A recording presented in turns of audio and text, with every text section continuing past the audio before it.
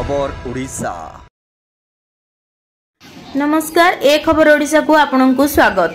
नीलगिरी निर्वाचन मंडलीर औपदा ब्लॉक दक्षिण नरसिंहपुर पंचायत प्रतापड़ा उच्च विद्यालय रे वृक्षरोपण कार्यक्रम अनुष्ठित होई जाइछि।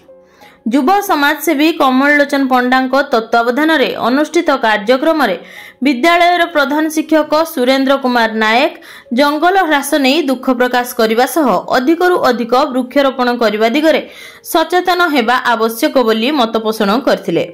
शिक्षक राजेंद्र कुमार राउत परिवेश सुरक्षा आमर कर्तव्य अटे बोली पिलामानंकु सूचित करथिले।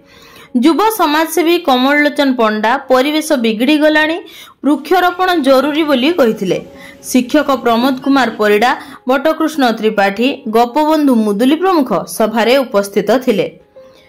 प्रतापड़ा विद्यालय रे गछ लगाओ पृथ्वी बंचाओ शीर्षक वक्तृता प्रतियोगिता मध्य आयोजित होइथिला। छात्र कृष्णकांत पंडा प्रथम, प्रीतिशंकर नायक द्वितीय, साईस्मिता पंडा तृतीय स्थान अधिकार करथिले। छात्री लक्ष्मीप्रिया बारिक, छात्र संदीप महालिक, ओम श्री बेहेरा प्रमुख उपस्थित थिले।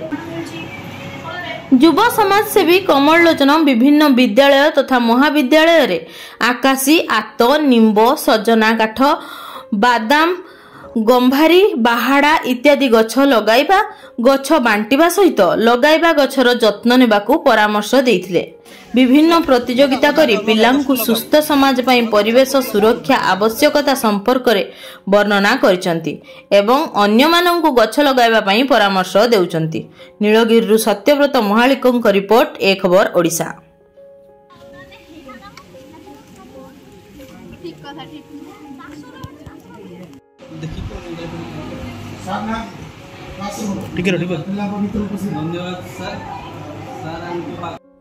ए खबर ओडिशा चैनल आवश्यक करुची विभिन्न ब्लॉक और जिला मानक निमंते सांबादिक अभिज्ञ युवती युवक माने जोगाजोग करंतु खबर ओडिशा 09@gmail.com। आमो चैनल को लाइक, शेयर, कमेंट और सब्सक्राइब करंतु। आपण माने देखुछंती ए खबर ओडिशा।